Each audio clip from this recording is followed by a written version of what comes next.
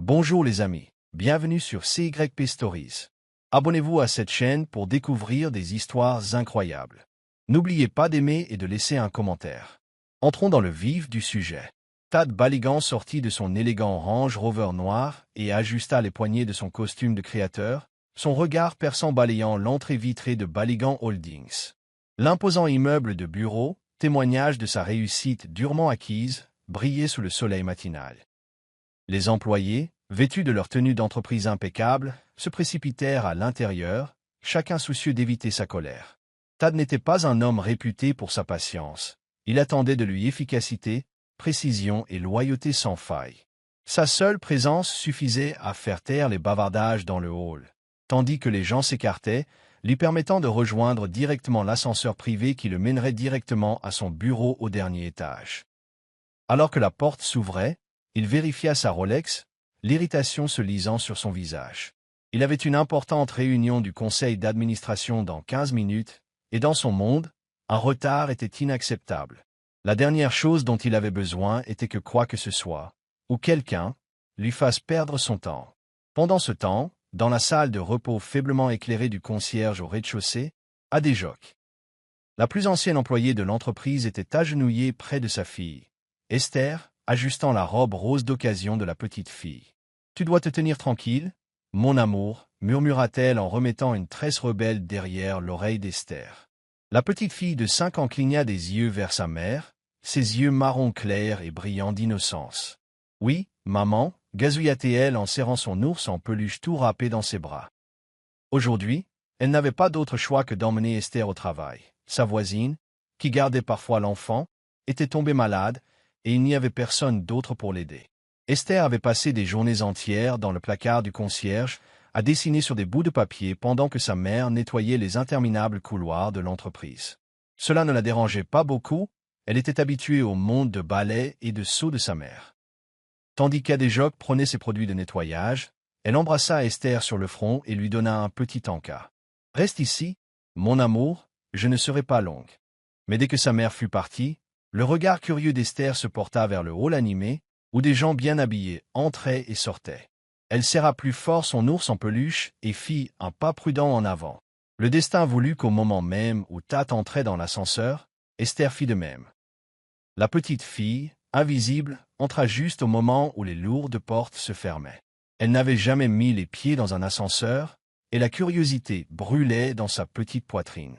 Debout dans le grand espace silencieux, elle leva les yeux vers l'homme grand à côté d'elle. Il sentait l'eau de Cologne de luxe, et son costume était si propre et impeccable qu'il lui rappelait les hommes qu'elle voyait à la télévision. « Bonjour, tonton. » la salua-t-elle joyeusement, sa petite voix résonnant dans l'espace confiné. Tad, qui fixait son téléphone, lui jeta à peine un regard, la prenant pour la fille d'un employé entré par erreur. « Pas maintenant » murmura-t-il d'un ton dédaigneux. Esther, imperturbable, se balança sur ses talons, jetant un coup d'œil à la rangée de boutons lumineux. « Où allons-nous » demanda-t-elle. Mais avant qu'elle puisse appuyer sur le moindre bouton, l'ascenseur sursauta brusquement et s'arrêta dans un grincement strident. Les lumières vacillèrent. Puis le silence régna. Le téléphone de Tad perdit le signal. Il poussa un profond soupir de frustration lorsqu'il réalisa ce qui venait de se passer. Il était coincé. Et pour couronner le tout, il n'était pas seul. Le silence dura un long moment, interrompu seulement par le faible bourdonnement des machines à l'arrêt. Tad se pinça l'arête du nez, s'efforçant de garder son calme. Il s'était déjà retrouvé dans des situations inconfortables, mais là, c'était absurde. Sa matinée avait été soigneusement planifiée, chaque minute comptée, et maintenant, à cause d'une panne technique absurde, il se retrouvait coincé dans un ascenseur avec un enfant. Il tapota de nouveau l'écran de son téléphone, mais il n'y avait toujours pas de réseau. La frustration, le submergia. Son premier réflexe fut d'appuyer sur le bouton d'urgence, mais avant qu'il ne puisse le faire, Esther laissa échapper un cri exagéré. « On a des ennuis ?» demanda-t-elle, ses grands yeux écarquillés par un mélange de peur et de fascination. « Tate Sarah Less Dance. »« Non » répondit-il sèchement. L'ascenseur s'arrêta net. « Ce sera bientôt réglé. » Il se détourna, espérant que la conversation s'arrêterait là, mais la petite fille avait d'autres projets. Elle pressa ses petites mains contre la paroi de l'ascenseur et murmura. « Je crois qu'on est coincé. » Tate inspira brusquement. Vraiment? Pensa-t-il sarcastiquement, mais il ne le dit pas à voix haute. Il se tourna vers le panneau de commande et appuya plusieurs fois sur le bouton d'urgence. Une voix grésillante grésilla dans l'interphone. Nous sommes au courant de la situation, l'informa l'équipe de maintenance. Il y a une fluctuation de courant dans le bâtiment, ce qui affecte le système. Veuillez rester calme pendant que nous résolvons ce problème. Le visage de Tate s'assombrit. Combien de temps cela prendra-t-il? Il y eut un silence. On estime qu'il faudra environ 1 heure, monsieur. Sa mâchoire se serra. 1 heure? Il n'avait pas 1 heure à perdre dans un ascenseur étouffant. Les membres de son conseil d'administration attendaient, des contrats étaient en jeu, et pourtant, il était là, debout à côté d'une enfant de 5 ans qui fredonnait comme s'ils étaient sur un manège. Il se passa la main sur le visage, sentant les premiers signes d'un mal de tête. Esther, quant à elle, avait déjà accepté leur sort. Elle s'est laissée tomber par terre, serrant son ours en peluche dans ses bras. « C'est bien, » a-t-elle dit. « C'est comme une cachette secrète. » Tate poussa un soupir d'exaspération. Il n'avait jamais été en présence d'enfants, et il n'avait certainement aucune patience pour eux en ce moment. Il arpenta le petit espace, essayant d'ignorer la présence de la petite fille, mais elle ne lui facilitait pas la tâche. « Comment t'appelles-tu » demanda-t-elle soudain, inclinant la tête avec curiosité. Il hésita avant de répondre. « Tate. Esther Bean. Je m'appelle Esther. Ma mère travaille ici. Elle nettoie les grands sols. Tu la connais » Tate Franca, Les Sourcels. Il avait à peine reconnu le personnel d'entretien, et encore moins leur nom. « Non » dit-il simplement. Esther ne semblait pas gênée par son indifférence. Au contraire, elle rigola et désigna sa montre de luxe. « On dirait une télé » dit-elle. « Est-ce que ça raconte des histoires » Tate ferma brièvement les yeux, inspirant profondément. Ce serait l'heure la plus longue de sa vie. Mais quelque chose dans la curiosité non filtrée de la petite fille réveilla en lui quelque chose d'inconnu. Il ne le savait pas encore. L'air dans l'ascenseur se réchauffait et la patience de Tate s'amenuisait à chaque seconde qui passait. Sa matinée était passée d'une routine parfaitement structurée à un désastre absolu. Et pourtant, malgré tous ses efforts pour se concentrer sur son irritation, la petite fille à côté de lui refusait d'être ignorée. Esther s'était maintenant assise en tailleur par terre, son ours en peluche posé sur ses genoux, tandis qu'elle le maintenait dans ses bras avec une expression de curiosité ouverte. « Tu ne souris pas souvent, oncle Tate » observa-t-elle d'un ton neutre. Tate se raidit à ce commentaire inattendu, les sourcils froncés. « Quoi » murmura-t-il, surpris par son audace. « Tu fronces toujours les sourcils » dit-elle simplement, ses petites mains dessinant une grimace exagérée sur son visage. « Même quand tu parles, tu as l'air de n'aimer personne. » Tate ricana en secouant la tête. Cet enfant était ridicule. Il n'avait pas le temps pour des conversations futiles, et pourtant, pour une raison inconnue, il se surprit à répondre. « C'est comme ça que le monde fonctionne, » dit-il sèchement. « Tout le monde n'a pas le temps de sourire. » Esther Franca Lones. Ma maman sourit tout le temps, même fatiguée. Elle dit qu'être gentil ne coûte rien. Tate poussa un profond soupir. La dernière chose dont il avait besoin était une leçon de morale donnée par un enfant de 5 ans. Il se détourna, appuya de nouveau sur les boutons du panneau de commande de l'ascenseur, espérant que, par miracle, le système redémarrerait, mais rien ne changea. Esther ne se laissa pas décourager par sa froideur. Elle tapota la tête de son ours en peluche, comme plongée dans ses pensées, avant de demander « Es-tu riche » Tate laissa échapper un petit rire sans humour. Quelque chose comme ça. Les yeux d'Esther pétillèrent. Ça veut dire que tu as une grande maison, avec une piscine, et une aire de jeu. Son enthousiasme était presque contagieux, mais Tate se contenta de soupirer. Oui, admit-il, mais je n'en ai presque pas utilisé. Esther Halida. Pourquoi? Si j'avais une grande maison, je courrais partout tout le temps et je jouerais à faire semblant. Elle sourit et serra plus fort son ours en peluche. Maman et moi n'avons pas une grande maison. Nous vivons dans une chambre avec un petit lit, mais ça va, car elle me raconte des histoires le soir. Pour la première fois, Tate regarda l'enfant attentivement, s'imprégnant de l'innocence de ses paroles. Une étrange sensation le parcourut, proche de l'inconfort. L'ascenseur resta immobile, seul le léger bourdonnement des machines à l'arrêt. Tate consulta sa montre. 20 minutes s'étaient écoulées, mais cela semblait bien plus long. Esther, inconsciente de sa frustration, nageait d'avant en arrière, ses petits doigts traçant des motifs sur le sol. « Tu as des enfants, oncle Tat ?» demanda-t-elle soudain. Tat faillit s'étouffer devant l'absurdité de la question. « Non, répondit-il en secouant la tête. Je n'ai pas le temps pour ça. » Esther cligna des yeux. « Pourquoi pas ?» Tat ouvrit la bouche, puis la referma. Comment était-il censé expliquer les complexités de sa vie à un enfant qui croyait encore aux contes de fées? « Parce que je suis occupé, dit-il finalement. Le travail est important. » Esther pencha la tête. « Maman est occupée aussi, mais elle m'a toujours. » Ces paroles le touchèrent plus fort qu'il ne l'aurait cru. Il avait passé sa vie à courir après le pouvoir et le succès. Et pourtant, il y avait une femme qui nettoyait les sols et trouvait encore du temps pour l'amour. Pour la première fois, une petite fissure se forma dans l'état d'esprit rigide de Tat, même s'il n'était pas prêt à l'admettre. Au fil des minutes, Tat se surprit à écouter plus qu'à parler. Esther avait une façon particulière de combler le silence par son bavardage incessant, racontant des histoires sur sa mère, les aventures imaginaires de son ours en peluche et les choses qu'elle rêvait de faire un jour. « Un jour, je veux aller à la plage. » annonça-t-elle soudain, la voix pleine d'excitation. Maman dit que l'eau est vraiment grande et bleue, comme le ciel. Tate Hausa, unsourcel. Tu n'es jamais allé à la plage? Esther secoua la tête. Non, mais je le vois dans les livres. Je pense que ça doit être très agréable.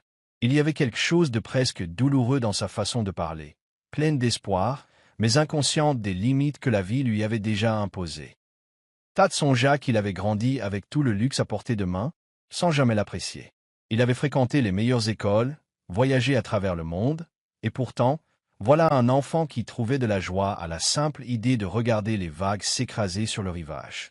Soudain, l'estomac d'Esther gargouilla bruyamment, brisant l'instant. Elle posa une main sur son ventre et rigola. « Oups, j'avais oublié que j'avais faim. Tate Franca, less sourcels. Tu n'as pas pris ton petit déjeuner ?» Esther haussa les épaules. Maman n'avait pas assez d'argent ce matin, mais elle a dit qu'elle en achèterait plus tard. Le froncement de sourcils de Tat s'accentua. Il n'avait jamais pensé à la faim, pas à la vraie faim. Même les jours les plus chargés, lorsqu'il sautait des repas, il avait toujours la possibilité de manger quand il le voulait. L'idée que cet enfant n'ait aucune garantie de son prochain repas lui causa un malaise subtil. Sans réfléchir, il fouilla dans sa poche et en sortit une barre protéinée, une barre qu'il avait à peine remarquée. « Tiens » dit-il d'un ton bourru en la lui tendant. Les yeux d'Esther s'écarquillèrent comme s'il venait de lui tendre un sac d'or. « Pour moi » murmura-t-elle. Tat leva les yeux au ciel. « Non, pour l'ours en peluche. » Esther rigola, le prit avec précaution, l'ouvrit avec ses doigts avides avant d'y croquer. « Merci, oncle Tat » marmonna-t-elle entre ses chaussures. Pour la première fois depuis longtemps, Tat sentit une chaleur inhabituelle l'envahir. Il avait passé des années à se concentrer sur les chiffres, les profits et le pouvoir, toujours à prendre, jamais à donner. Et pourtant, dans ce minuscule ascenseur, avec cette petite fille, un simple acte de gentillesse lui semblait étrangement significatif. Il chassa ce sentiment, se rappelant que ce n'était qu'une situation temporaire. Bientôt, l'ascenseur serait réparé, et il retournerait dans son monde, et elle dans le sien. Mais même en pensant cela, il savait que quelque chose avait déjà changé. Il ne savait pas trop quoi. Le temps s'écoulait lentement, et Tat se retrouvait partagé entre frustration et amusement réticent. Esther, repue par sa barre protéinée, s'était allongée sur le dos, fixant le plafond de l'ascenseur comme si elle cherchait des constellations. « Tu crois que les anges vivent là-haut » demanda-t-elle. Tat, qui regardait sa montre pour la 10e fois, la regarda. « Quoi » Esther pointa le doigt vers le haut. « Maman dit que les anges veillent sur nous. Tu crois qu'ils peuvent nous voir maintenant » Tate hésita. Il n'avait jamais été particulièrement religieux. Ses parents lui avaient appris à croire au pouvoir et au contrôle, et non aux forces invisibles. Et pourtant, en voyant l'expression innocente de l'enfant, il se surprit à dire « peut-être ». Esther hocha la tête, satisfaite de sa réponse. « J'espère qu'ils diront à maman que je vais bien », dit-elle doucement. Elle s'inquiète beaucoup. Une douleur intense traversa la poitrine de Tat. Il ne connaissait pas cette femme, cette concierge qui récurait les sols tandis que le monde l'ignorait, mais la façon dont sa fille parlait d'elle, avec tant d'amour et d'admiration, piquait sa curiosité. Quelle force fallait-il pour élever un enfant dans la misère et sourire chaque jour? Il avait grandi dans la richesse, et pourtant sa propre mère lui avait à peine accordé un regard entre les soirées mondaines et les galas de charité. Il avait été élevé par des nounous, entouré des meilleures choses que l'argent puisse offrir, et pourtant il n'avait jamais ressenti une telle chaleur que celle dont parlait Esther. Les paroles de la petite fille l'affectèrent profondément. Il n'apprécia pas. L'ascenseur s'ouvrit brusquement et une voix retentit dans l'interphone. « Monsieur, nous avons presque terminé. Encore 10 minutes. » Le soulagement envahit Tate. Enfin, il serait libéré de cet étrange moment inattendu. Et pourtant, tandis qu'il regardait Esther, qui fredonnait maintenant avec un sourire ensommeillé, il se demanda pourquoi cette pensée ne le rendait pas aussi heureux qu'elle aurait dû. L'annonce de la réparation prochaine de l'ascenseur aurait dû soulager Tate. Au lieu de cela, il ressentit un étrange malaise. Il repoussa ce sentiment, l'attribuant au stress de la situation. Il ne s'était jamais retrouvé coincé dans un ascenseur, et encore moins avec un enfant qui avait réussi à perturber son monde si soigneusement contrôlé en si peu de temps. Esther, quant à elle, semblait totalement indifférente. Elle s'était désormais donné pour jeu de dessiner des formes invisibles sur le sol de l'ascenseur avec son doigt, levant de temps en temps les yeux vers lui comme si elle s'attendait à ce qu'il participe. « Oncle Tate, tu n'aimes pas jouer, n'est-ce pas » demanda-t-elle soudain, ses grands yeux marrons l'observant avec une curiosité innocente.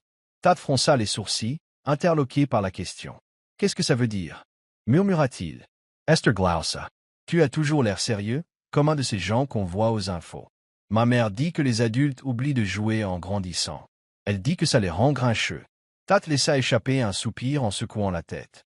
« Ta maman dit beaucoup de choses, remarqua-t-il sèchement. Esther hocha la tête avec enthousiasme. Elle est très intelligente.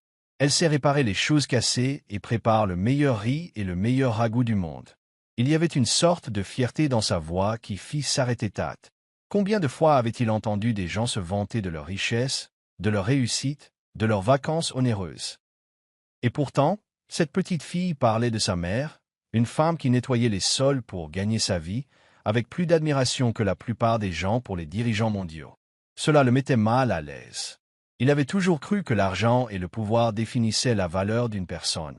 Mais voilà qu'un enfant voyait la valeur dans quelque chose de complètement différent. Il s'éclaircit la gorge, essayant de détourner la conversation. « Alors, que fait-on quand maman est occupée à faire le ménage » demanda-t-il, plus pour l'occuper que par pure curiosité. Esther sourit.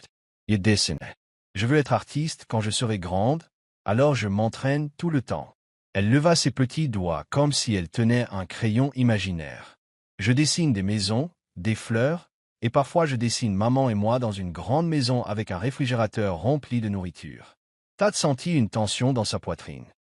Il avait rencontré d'innombrables personnes ambitieuses dans sa vie, des hommes et des femmes avides de pouvoir, d'influence et de statut. Mais voilà qu'une enfant rêvait d'un réfrigérateur rempli et d'une vie meilleure pour sa mère. Il ne comprenait pas pourquoi cela le touchait autant, mais c'était le cas. Il se déplaçait sur place, impatient que l'ascenseur reprenne sa marche. Il n'avait pas l'habitude de ressentir des choses, du moins pas d'une manière qui le perturbe. Ce n'était qu'un léger désagrément. Une fois sortie, la fille retournerait dans son monde et lui dans le sien. C'était ainsi que les choses fonctionnaient. Et pourtant, plus il l'écoutait, plus il se demandait si, pour la première fois, il voyait la vie sous un angle différent des marges bénéficiaires et des accords de conseil d'administration.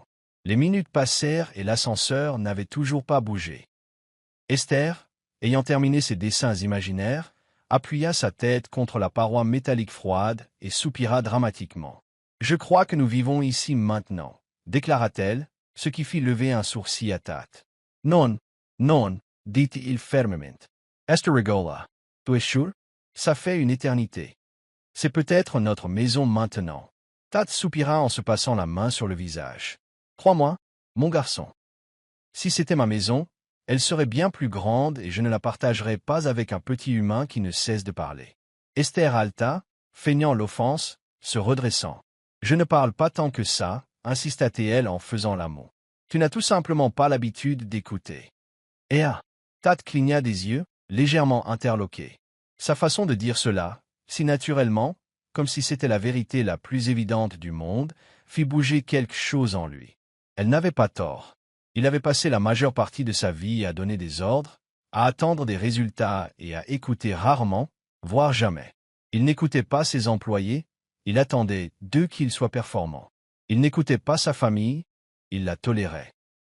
Même lors des réunions d'affaires, il se concentrait uniquement sur ce qu'il avait besoin de savoir pour gagner. Mais maintenant, pour la première fois depuis des années, il écoutait. Esther bâilla en se frottant les yeux. « J'ai sommeil », marmonna-t-elle, son énergie commençant enfin à décliner. Tad consulta sa montre.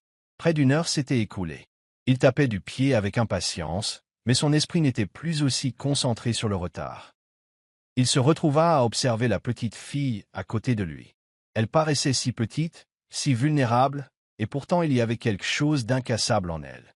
Elle n'était pas seulement une enfant coincée dans un ascenseur, elle lui rappelait un monde qu'il avait trop longtemps ignoré. Un monde où l'on travaillait dur, luttait et trouvait encore de la joie dans les plus petites choses. Un monde qui ne tournerait pas autour de la richesse et du pouvoir, mais autour de l'amour et du sacrifice. Il s'éclaircit la gorge et détourna le regard. « Tu devrais faire une sieste, » murmura-t-il, d'une voix plus douce qu'avant. Esther hocha la tête et se blottit contre son ours en peluche. « D'accord, mais tu dois me réveiller quand l'ascenseur se mettra en marche, » marmonna-t-elle. « Promis ?» Tad hésita avant de soupirer. « Ouais, promis. » Esther sourit d'un air endormi, ses petits doigts serrant fermement son doudou tandis qu'elle s'endormait. Tad l'observa un long moment, l'esprit étrangement immobile. Il était entré dans cet ascenseur en tant que PDG d'une entreprise, un homme craint et respecté, quelqu'un qui contrôlait tout autour de lui. Et pourtant, en l'espace d'une heure, une fillette de 5 ans avait réussi à démanteler quelque chose en lui, quelque chose qu'il n'était pas sûr de pouvoir reconstituer. Il s'adossa contre la paroi de l'ascenseur, expirant lentement. Peut-être que ce retard inattendu n'était pas une perte de temps totale. Un vrombissement mécanique retentit dans l'ascenseur, tirant Tad de ses pensées. Esther remua légèrement, mais resta endormie. Leonard phone Gracilla. « Monsieur, le problème est résolu. L'ascenseur devrait maintenant bouger. » Fidèle à sa parole, l'ascenseur fit une légère embardée avant de remonter doucement.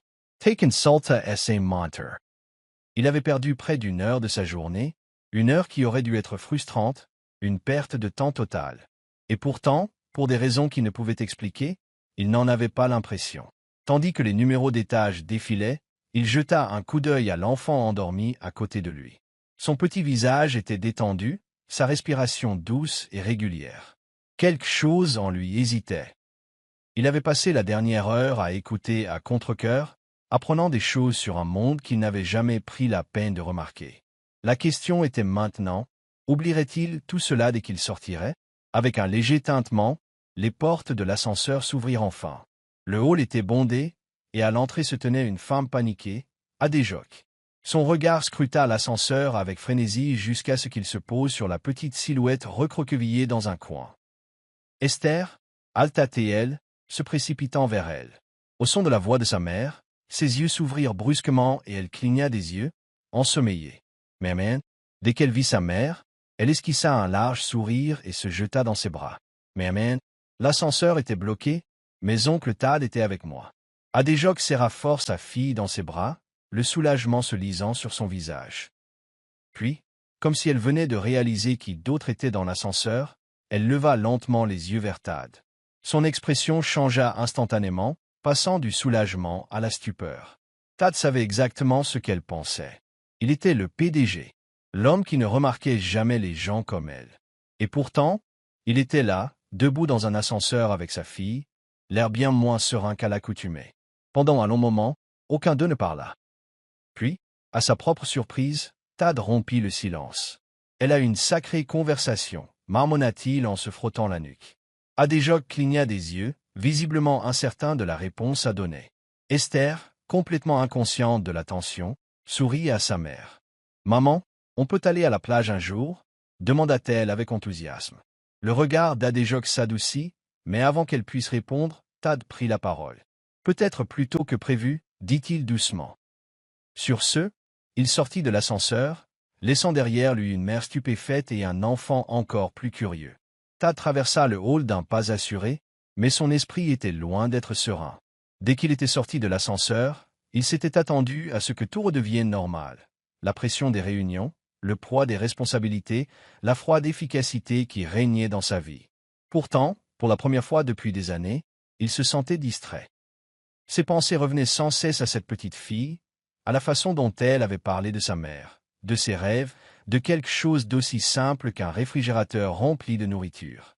Il entendait encore sa voix dans sa tête, innocente et pleine d'espoir, perçant les murs soigneusement construits qu'il avait mis des années à ériger.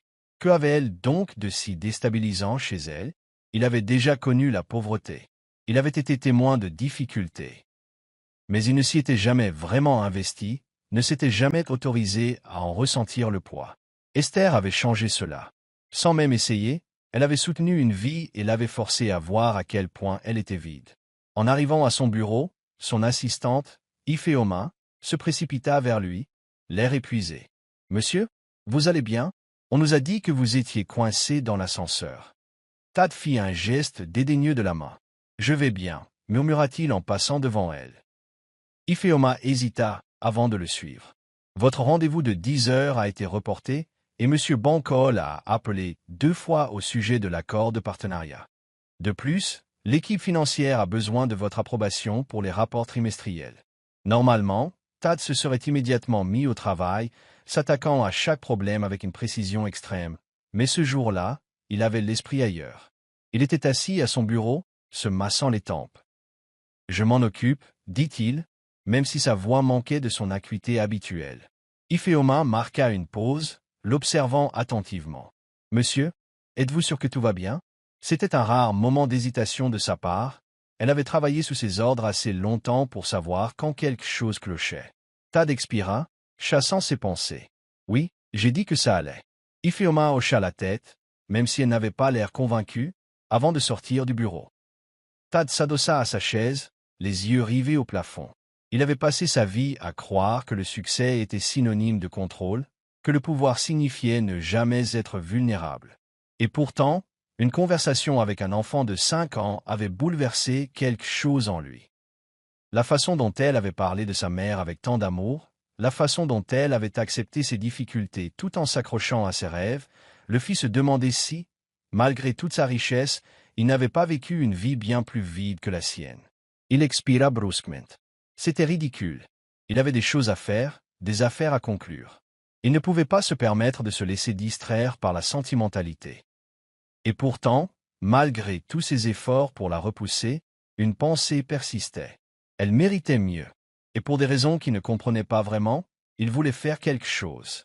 Adéjo portait Esther dans ses bras tandis qu'elle se dirigeait vers le petit bureau du concierge à l'arrière du bâtiment. Son cœur battait encore fort, le soulagement lui parcourait les veines. Dès qu'elle avait vu sa fille sortir de l'ascenseur, saine et sauve, elle avait failli fondre en larmes. Mais au-delà du soulagement, il y avait autre chose, le choc. Tatlad était resté coincé dans un ascenseur avec sa fille. L'homme, connu pour ses tactiques commerciales impitoyables et qui ne reconnaissait guère l'existence de personnes comme elle, avait été contraint de rester assis dans un espace confiné avec sa petite fille pendant 1 heure. Et, curieusement, au lieu d'être furieux, il s'était éloigné, changé. Elle l'avait lu sur son visage, l'étincelle de quelque chose qu'il ne comprenait probablement pas lui-même. Et puis il y avait eu son dernier commentaire, celui sur la plage. Que voulait-il dire par là? Esther s'agita dans ses bras, frottant ses yeux endormis. « Maman, oncle Tad m'a donné à manger, marmonna-t-elle. Adéjo ralentit le pas. « Vraiment ?» Esther hocha la tête en bâillant. « Ah oui, une barre protéinée. Il ne s'est même pas fâché quand j'ai trop parlé. » Les lèvres d'Adéjo s'entr'ouvrirent légèrement de surprise. C'était un homme connu pour sa froideur, son manque de patience et ses propos acerbes. Et pourtant, il s'était assis avec Esther, avait écouté ses histoires et lui avait même donné à manger. Un sentiment étrange s'installa dans sa poitrine, une sorte de curiosité, peut-être même une lueur d'espoir. Elle n'était pas idiote, elle savait que les hommes comme Tad ne changeaient pas du jour au lendemain. Mais le fait qu'il ait fait preuve de gentillesse, même minime, signifiait quelque chose. Peut-être, n'était-il pas aussi inaccessible qu'il le paraissait. Elle atteignit le placard du concierge où elle rangeait ses affaires et déposa délicatement Esther. La petite fille s'étira, levant les yeux vers sa mère avec un sourire innocent. « Maman, est-ce qu'on peut aller à la plage un jour ?» demanda-t-elle à nouveau. Adéjo s'agenouilla devant sa fille, écartant une boucle de son front. Un jour, mon amour, murmura-t-elle. Je te le promets. Mais même en le disant, elle savait que c'était impossible. Les sorties à la plage n'étaient pas pour des gens comme eux. C'était pour les familles qui pouvaient s'offrir des vacances, pour ceux qui n'avaient pas à compter chaque Néra pour tenir le coup. Pourtant, elle ne laissa pas sa fille voir sa tristesse. Elle l'embrassa simplement sur le front et la serra contre elle, se demandant pourquoi. De tous, Tad Aled avait été le premier à entendre le vœu d'Esther. Le lendemain matin, Tad était assis dans son bureau, mais son esprit était toujours préoccupé. Il avait passé la nuit entière à essayer d'ignorer cette étrange sensation, mais elle refusait de s'en aller. Pour la première fois depuis des années, il se surprit à remettre en question des choses qu'il avait toujours cru gravées dans la pierre. Il expira brusquement et sortit son téléphone. Avant même de pouvoir se convaincre, il envoya un message à Ifeoma. « Appelle le concierge qui attendait sa fille hier. Dites-lui de venir à mon bureau. » Il n'était pas sûr de ce qu'il faisait, mais il savait une chose, il n'allait pas l'ignorer. 20 minutes plus tard, on frappa à la porte de son bureau. « Entrez » cria-t-il. La porte s'ouvrit et Adéjoc entra, l'air nerveuse mais sereine. Elle portait un simple chemisier bleu et un pantalon noir, la posture droite, les mains jointes devant elle. « Bonjour, monsieur, dit-elle poliment. Tad la retint un instant, réalisant qu'il ne l'avait jamais vraiment regardée auparavant. Elle était jeune, probablement la trentaine, mais il y avait une force tranquille dans son regard, une résilience qui lui rappelait trop Esther. Il fit un geste vers la chaise en face de lui. « Assieds-toi. » Adéjoc hésita avant d'obéir, croisant les mains sur ses genoux. Tad se renversa dans son fauteuil. « Je ne vous ferai pas perdre votre temps, » commença-t-il. « Votre fille veut aller à la plage. » Les yeux d'Adéjoc s'écarquillèrent légèrement, et pour la première fois, son sang-froid vacilla. « Ma sword. Yeah. » Il leva la main pour l'arrêter. « Je veux la prendre. » Le silence retomba dans la pièce. Adéjoc le fixa comme si elle n'avait pas bien entendu. Tad savait combien cela paraissait absurde, à quel point cela ne lui ressemblait pas. Mais il s'en fichait. Il avait passé trop de temps à ignorer les choses importantes. Avant de refuser, ajouta-t-il, réfléchis grec. Ce n'est qu'une journée. Rien de plus. Aucune attente. Adéjoc déglutit difficilement, baissant les yeux vers ses genoux avant de finalement croiser son regard. « Pourquoi » demanda-t-elle doucement. Tad expira en se passant une main sur le visage. Il n'avait pas de réponse claire. Tout ce qu'il savait, c'est que, pour la première fois depuis longtemps, il voulait faire quelque chose qui n'avait rien à voir avec les affaires, le pouvoir ou le profit. Il haussa simplement les épaules. Parce qu'elle le mérite. Le souffle d'Adéjoc s'accéléra légèrement, et pendant un instant, aucun d'eux ne parla. Puis, lentement, elle hocha la tête. « D'accord, » murmura-t-elle. Et comme ça, quelque chose d'irréversible commença à prendre forme. Adéjoc quitta le bureau de Tad avec le sentiment que le sol sous ses pieds avait bougé d'une manière inattendue. Elle traversa les couloirs familiers de l'imposant bâtiment de l'entreprise, mais pour la première fois, tout autour d'elle lui semblait étranger. Elle s'attendait à beaucoup de choses lorsqu'elle fut convoquée, peut-être une réprimande, un avertissement, voire un licenciement. Mais elle ne s'attendait pas à une invitation. Le PDG, Tad Alad, voulait emmener sa fille à la plage. C'était absurde. Les hommes comme lui ne se souciaient pas des souhaits des enfants qui n'étaient pas les leurs. Et pourtant, il s'était assis devant elle, sa présence autoritaire habituelle adoucie d'une manière qui la mettait mal à l'aise, et avait simplement dit « parce qu'elle le mérite ». Ces mots étaient restés gravés dans sa mémoire, résonnant dans son esprit comme une chanson en boucle. Elle voulait dire non. Elle aurait dû dire non. Mais son regard contenait quelque chose de trop sincère pour être ignoré. En entrant dans le local de rangement du concierge, elle trouva Esther assise sur un tabouret, balançant ses petites jambes tout en griffonnant dans un petit carnet. Dès qu'elle vit sa mère, elle sourit. « Mais, c'est tonton Tad qui t'a appelé? Adéjoc se fija. Comment le sais-tu? » demanda-t-elle, la voix teintée de suspicion. Esther rigole. « Parce que je lui ai demandé de m'emmener à la plage. » Et il a dit peut-être. Adéjoc inspira profondément en se frottant les tempes. Bien sûr, elle aurait dû le savoir. Esther n'avait jamais hésité à exprimer ses désirs, même à des gens qui la connaissaient à peine. « Chérie, on ne demande pas à des inconnus de nous emmener quelque part, » la gronda-t-elle doucement. « Mais ce n'est pas un inconnu. » Insistait Esther. « C'est l'oncle Tad. Et il est gentil. Adéjoke failed at rire. Le monde savait que Tad était un homme brillant, impitoyable, intimidant, mais gentil n'en faisait pas partie.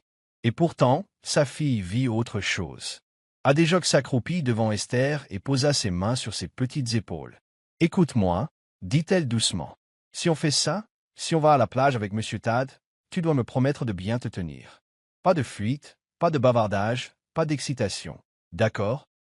Le visage d'Esther s'illumina comme le soleil. « Alors on y va vraiment? Pour de vrai, pour de vrai. » Adéjoke hésita avant d'acquiescer. « Vraiment. » Esther poussa un cri aigu en jetant ses bras autour du cou de sa mère. « Merci, maman. » Adéjoke la serra fort dans ses bras, toujours incertaine de faire le bon choix. Mais au fond d'elle, elle savait une chose, sa fille n'avait jamais rien désiré de plus. Et après tout cela, comment pouvait-elle lui refuser cet instant de bonheur? Tad était assis à son bureau, les yeux rivés sur le document vierge sur son ordinateur portable, mais son esprit était ailleurs. Il avait commis bien des choses douteuses dans sa carrière, des transactions risquées, des rachats impitoyables, des manipulations stratégiques, mais jamais il n'avait fait quelque chose d'aussi illogique que de proposer d'emmener la fille de son concierge à la plage. Et pourtant, dès l'instant où ces mots avaient quitté sa bouche, il ne les avait pas regrettés. Peut-être était-ce dû à la façon dont Esther en avait parlé, avec tant d'espoir innocent. Peut-être était-ce dû au fait que, malgré tout, elle lui avait fait ressentir quelque chose qu'il n'avait pas ressenti depuis des années, de l'humain. Quelle qu'en soit la raison, il était désormais engagé, et il n'y avait plus de retour en arrière possible. Ce téléphone vibra sur son bureau, interrompant ses pensées. Il jeta un coup d'œil à l'écran. C'était Ifeoma. « Monsieur, la concierge, Adéjoke, vient de confirmer. Elle et sa fille seront disponibles samedi, dit-elle sèchement. Tad hocha la tête, ignorant l'étrange sensation dans sa poitrine. Bien. Réservez un lieu privé pour la journée, un endroit calme et adapté aux enfants. Assurez-vous qu'ils disposent de tout ce dont un enfant de 5 ans pourrait avoir besoin. Goûter, jouets, etc. Ifeoma hésita. Monsieur, si je puis me permettre, est-ce une affaire? Tad soupira en se frottant la tempe. Naan, prends-toi en main, Ifeoma. Elle ne le questionna pas davantage, mais il sentait bien qu'elle était curieuse. Même lui, il l'était. Pourquoi faisait-il cela? Que espérait-il y gagner? Il avait passé des années à éviter les complications personnelles, veillant à ce que sa vie soit exempte de complications inutiles. Et pourtant, en l'espace d'une heure, une petite fille avait réussi à déjouer ses défenses, le laissant avec une étrange obligation qu'il ne comprenait pas vraiment. Plus tard dans la soirée, en entrant dans son appartement en attique, il se surprit à repenser à sa propre enfance. Ses parents lui avaient tout donné, richesse, éducation, privilèges, mais jamais de chaleur humaine. Il avait été élevé pour être d'abord un homme d'affaires, puis une personne. Et maintenant, à 36 ans, il avait perfectionné cet art. Il était puissant, prospère et respecté. Mais était-il heureux? Il n'était même plus sûr de savoir ce qu'était le bonheur. Il se servit un verre de whisky et se dirigea vers l'immense bail vitré qui donnait sur la skyline Lego. Quelque part en ville, Adéjoke était probablement en train de border Esther, lui promettant une journée à la plage inoubliable. Cette pensée lui serra la poitrine. Il prit une longue gorgée de son verre. Dans quoi me suis-je fourré? Le samedi arriva plus vite qu'Adéjoke ne l'avait prévu, et tandis qu'elle habillait Esther d'une simple mais jolie robe d'été jaune, elle ne parvenait pas à chasser la nervosité qui bouillonnait en elle. Elle avait à peine dormi la nuit précédente, ruminant tous les scénarios possibles. Tad regretterait-il sa décision? Les traiterait-il avec une froide indifférence? Ou pire, toute cette histoire se révélerait-elle être une farce élaborée? Elle avait passé des années à essayer de rester invisible, à faire profil bas, à faire son travail sans attirer l'attention. Et pourtant, d'une manière ou d'une autre, elle s'était retrouvée au cœur de quelque chose qu'elle ne comprenait pas. « Mais man, tu crois que t'en tes porter de shorts ?» demanda soudain Esther, ses petites mains agrippant son ours en peluche. Adéjoke rit malgré elle. « J'en doute, ma chérie. Ils ont été récupérés dans un SUV noir élégant qui semblait trop cher. Pour qu'elle puisse le toucher, et encore moins y monter. Dès que le chauffeur leur a ouvert la portière, Adéjoke a hésité. C'était un monde auquel elle n'appartenait pas, une vie qui n'avait jamais été faite pour elle. Mais en regardant Esther, qui vibrait d'excitation, elle prit une grande inspiration et entra. Le trajet se fit en douceur et en silence, tandis qu'Adéjouk jetait des regards nerveux à sa fille, occupée à coller son nez à la vitre, admirant le paysage. Lorsqu'ils arrivèrent enfin au complexe hôtelier privé, elle en eut le souffle coupé. L'endroit était magnifique, sable blanc, eau cristalline, luxe à perte de vue. Ce n'était pas seulement une plage, c'était le paradis. Lorsqu'ils sortirent, Tad les attendait déjà, vêtu d'une chemise blanche impeccable et d'un pantalon en lin sur mesure. Il paraissait naturellement posé, mais sa posture était différente, moins rigide, plus détendue. « Tu as réussi, » dit-il, son regard se tournant vers Esther, qui lui sourit aussitôt. « Oncle Tad, tu es venu » cria-t-elle en courant vers lui sans hésiter. Tad la rattrapa sans effort, la souleva légèrement avant de la reposer avec un petit rire gêné. « Je suis venu, » dit-il, « et je vois que quelqu'un est prêt à passer une journée amusante. » Esther hocha la tête avec enthousiasme. « Maman a dit que je devais me tenir tranquille, mais je ne pense pas que ce soit nécessaire, parce que tu es amusant maintenant. » Tad haussa un sourcil vers Adidjouk, qui sentit ses joues chauffer. « Elle parle trop, » marmonna-t-elle. Mais à sa grande surprise, Tad se contenta d'un sourire narquois. « Oui, j'ai remarqué, » dit-il. « Allons-y, on a une plage à apprécier. » Et c'est ainsi qu'Adidjouk s'est retrouvée dans un monde qu'elle n'avait jamais imaginé, un monde, l'espace d'une journée, elle et sa fille n'étaient pas seulement des concierges et des étrangères. Elles étaient simplement deux personnes en pleine aventure, avec un homme qui devenait peu à peu ce qu'elle n'aurait jamais cru possible, quelqu'un de différent. Les premières minutes à la plage furent surréalistes pour Adidjouk. Debout au bord du sable, elle regardait Esther se précipiter vers l'eau avec une excitation débordante. La petite fille poussait des cris de joie tandis que les vagues lui caressaient les pieds, ses petites empreintes disparaissant rapidement dans le sable mouillé. C'était le genre de bonheur que les enfants connaissent si librement. Et pourtant, cela serrait la gorge d'Adidjouk. Elle avait toujours rêvé d'offrir à sa fille ce moment d'insouciance, où le poids de leurs difficultés n'existerait pas. Et pourtant, ce n'était pas elle qui avait rendu cela possible. C'était Tad. Elle lui jeta un coup d'œil furtif, debout à quelques pas, les mains dans les poches, observant la joie d'Esther. Sa coûteuse chemise en lin était déboutonnée en haut, et son attitude habituellement soignée semblait plus à l'aise dans ce contexte. « Tu ne vas pas te joindre à elle ?» Sa voix était calme, sans le ton autoritaire habituel qu'elle dégageait au travail. Adidjouk se tourna vers lui en croisant les bras. « Je ne suis pas allé à la plage depuis des années, » admit-elle. « Je ne sais même plus comment m'amuser ici. » Tad esquissa un léger sourire narquois, une expression rare, presque enjouée. « Ce n'est pas si compliqué, » dit-il. « On lâche prise, on arrête de trop réfléchir et on profite. » Elle expira en secouant la tête. Facile à dire. Il la stabilisa un instant. Puis, comme s'il prenait une décision, lui attrapa le poignet. « Allez, viens, » dit-il en la tirant vers lui. « On ne peut pas amener un enfant à la plage sans se mouiller les pieds. » Le souffle d'Adidjouk s'arrêta à ce contact soudain, son pouls s'accélérant. Elle n'aurait jamais imaginé que Tad, le PDG tant redouté, l'entraînerait vers l'océan comme s'ils étaient de vieux amis. Pourtant, avant qu'elle puisse protester, une vague s'écrasa contre ses chevilles, trempant le bas de sa robe. Esther se retourna juste à temps pour les voir. « Maman, regarde, tonton Tad est mouillé aussi » rigolait-elle en frappant dans ses mains. Tad rigola en secouant la tête. « Tu as une mauvaise influence, Esther. » La petite fille sourit fièrement. « Ça veut dire que tu t'amuses. » Adidjouk ne put s'empêcher de rire, un rire qui lui parut étranger, même à ses propres oreilles. Peut-être, juste pour aujourd'hui, pourrait-elle oublier tout le reste, les difficultés, les différences entre leurs mondes, le rappel constant qu'elle n'appartenait pas à ce monde et qu'elle en faisait partie.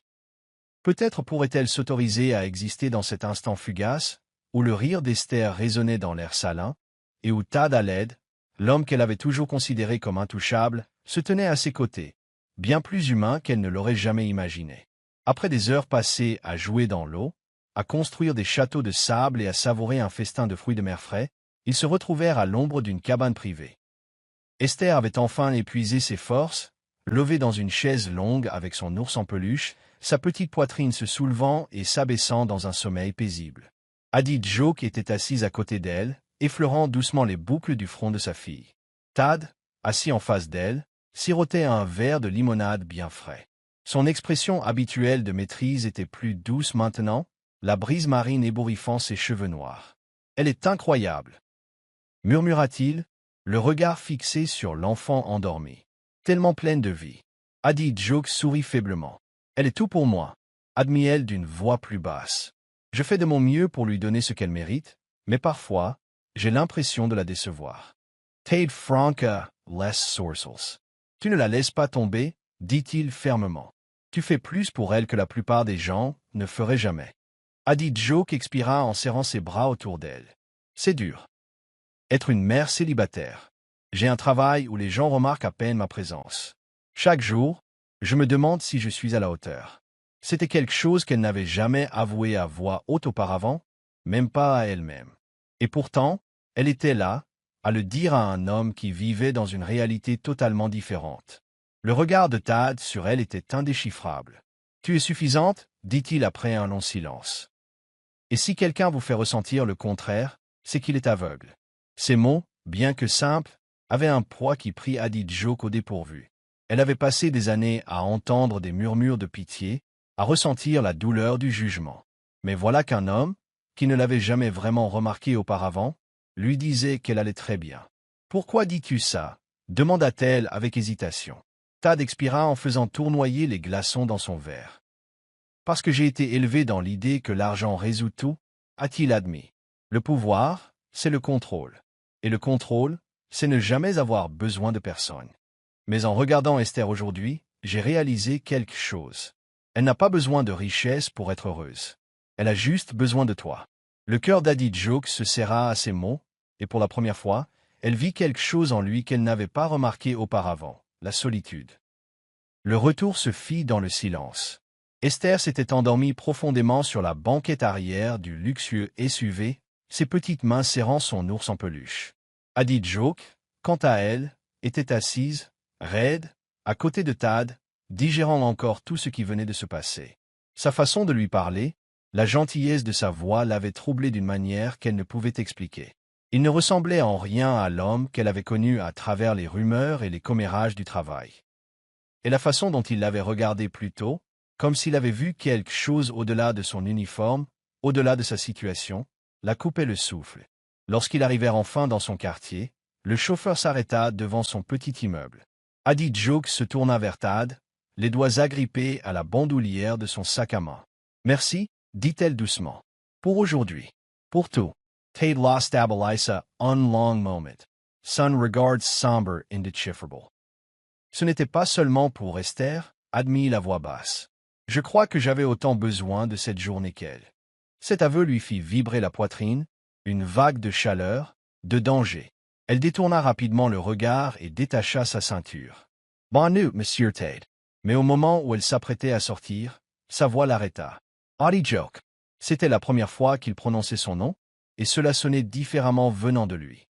Elle hésita et se retourna pour lui faire face. Sa mâchoire se serra, comme s'il débattait intérieurement, avant de finalement parler. « Envisagerais-tu de travailler ailleurs » Adi Joke Franca less sourcils, perplexe. « Que veux-tu dire » Tad expira en se penchant légèrement en avant. « Je veux dire, si on avait la chance de faire mieux, quelque chose qui n'implique pas de récurer les sols, la saisirais-tu » La question la frappa comme un coup de poing dans le ventre. Lui offrait-il une porte de sortie, une vie différente? Et si oui, oserait-elle seulement l'accepter? Adi Joke fixa Tad, le souffle coupé. Avait-elle bien entendu? Lui offrait-il un autre travail, l'opportunité de sortir de l'ombre du métier de concierge et de se lancer dans autre chose? Le poids de ces mots pesait sur sa poitrine, des émotions contradictoires tourbillonnant en elle. Elle n'avait jamais été du genre à rêver au-delà du réalisme. La vie lui avait appris à être pragmatique, à prendre ce qu'elle pouvait et à en être reconnaissante. Et pourtant, Tad Aled, PDG de l'une des plus grandes entreprises du pays, lui présentait un choix qu'elle n'avait jamais imaginé. « Yeah, je ne sais pas quoi dire » admit-elle en agrippant le bord de son siège. Tad la stabilisa, le regard grave. « Dis simplement oui ou non, dit-il simplement. Je ne peux pas te promettre un poste de direction, mais je peux te proposer mieux que du nettoyage. Peut-être un poste administratif ou dans le service client, mieux rémunéré, qui t'apporterait de la stabilité. » Sa voix était posée, mais avec une pointe d'amertume, comme s'il n'était pas sûr de sa réaction. Le cœur d'Ad Joke battait fort lorsqu'elle jeta un coup d'œil à Esther, toujours paisiblement endormi sur la banquette arrière. Un emploi mieux rémunéré signifiait une vie meilleure pour sa fille, une meilleure école, de meilleures opportunités et peut-être même la possibilité de déménager dans un quartier plus sûr. C'était tentant, trop tentant. Mais le doute s'installa. Pourquoi faisait-il ça? Qu'avait-il à y gagner? Pourquoi? Demanda-t-elle finalement d'une voix à peine plus forte qu'un murmure. Pourquoi me proposes-tu ça? Tad expira en se passant la main dans les cheveux. Parce que je peux, dit-il honnêtement, et parce que je pense que tu mérites mieux. Ces paroles touchèrent quelque chose au plus profond d'elle-même, quelque chose qu'elle avait enfoui depuis des années de lutte. Mais la peur la retenait. Accepter son offre signifiait s'aventurer en territoire inconnu. Cela signifiait changer tout ce à quoi elle s'était habituée. Et pire encore, cela signifiait se laisser croire que peut-être, juste peut-être, elle valait plus que ce qu'elle s'était autorisée à espérer. Déglutissant difficilement, elle leva les yeux vers lui. « J'ai besoin de temps pour réfléchir, dit-elle. Tad hocha la tête, comme s'il s'attendait à cette réponse. Prends ton temps, dit-il d'une voix indéchiffrable. Mais ne tardez pas trop. Le lendemain matin, Adéjoc fut réveillée par des coups frappés à sa porte. Elle s'assit, groggy, en se frottant les yeux pour chasser le sommeil. Esther était toujours recroquevillée dans son lit, son petit corps emmêlé dans les couvertures. Les événements de la veille lui semblaient un rêve, mais en se relevant, le poids de l'offre de Tad pesa lourdement sur son esprit. Qui venait d'offrir une nouvelle vie à quelqu'un comme elle, comme ça, de nulle part. Était-ce de la pitié, ou était-ce toute autre chose? Chassant ses pensées, elle se dirigea vers la porte et l'ouvrit, pour finalement se figer sous le choc. Debout là, vêtu d'un impeccable costume bleu marine, se tenait Tad à l'aide en personne. Sun souffle si bloquois. Quoi? Que fais-tu ici? Demanda-t-elle en serrant fermement la porte. Tad jeta un coup d'œil circulaire au petit immeuble, la mâchoire légèrement crispée. Tu n'as pas répondu à mes appels, dit-il en s'avançant. Je voulais vérifier si tu avais pris une décision. Adéjoc cligna des yeux, peinant encore à digérer la présence du PDG d'une entreprise multimilliardaire devant son minuscule appartement. Que devait-il penser de cet endroit? La peinture écaillée, l'espace exigu, le léger bruit des disputes de voisins en arrière-plan, c'était un monde si éloigné du sien. La chaleur lui monta au visage, la gêne lui remontant le long de l'échine. « Je t'avais dit que j'avais besoin de temps, » dit-elle en croisant les bras.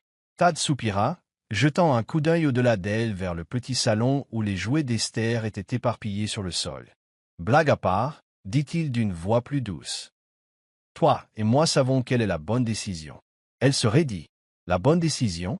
Pour qui? » rétorqua-t-elle. « Pour toi, parce que ça te fait du bien. » Les yeux de Tad s'assombrirent légèrement, mais au lieu de se mettre en colère, il expira. « Pour toi et pour Esther, » corrigea-t-il. « Je ne te fais pas la charité, » plaisante-t-il. « Je t'offre une chance que l'on n'a pas souvent. Je ne m'attends pas à ce que tu me fasses confiance, mais j'attends de toi que tu réfléchisses à ce que cela pourrait signifier pour ton avenir. » Ces mots restèrent suspendus entre eux, lourds et indéniables. Et pour la première fois, elle se laissa aller à se demander. Et si elle disait oui? Adéjoc se tenait devant l'imposant bâtiment de l'Ali Group, les yeux fixés sur ses vitres étincelantes. Le soleil se reflétait sur sa surface immaculée, la rendant presque intouchable, à l'image de l'homme qui la dirigeait. Et pourtant, elle était là, debout à l'entrée, tenant une lettre de candidature dans ses mains tremblantes. Elle avait dit oui. Après une nuit de réflexion interminable, à soupeser ses peurs et ses espoirs, elle avait pris sa décision. Elle ne faisait plus ça seulement pour Esther. Elle le faisait pour elle-même. Elle avait passé trop d'années à penser qu'elle ne méritait pas mieux. Il était peut-être temps de prouver qu'elle avait tort. En entrant dans le hall, la réceptionniste leva les yeux et se redressa aussitôt. « Mademoiselle Adéjoc, » dit-elle d'un ton plus respectueux que jamais. « Monsieur Ali t'attend. » Ces mots firent frissonner Adéjoc. C'était réel. Il n'y avait plus de retour en arrière possible.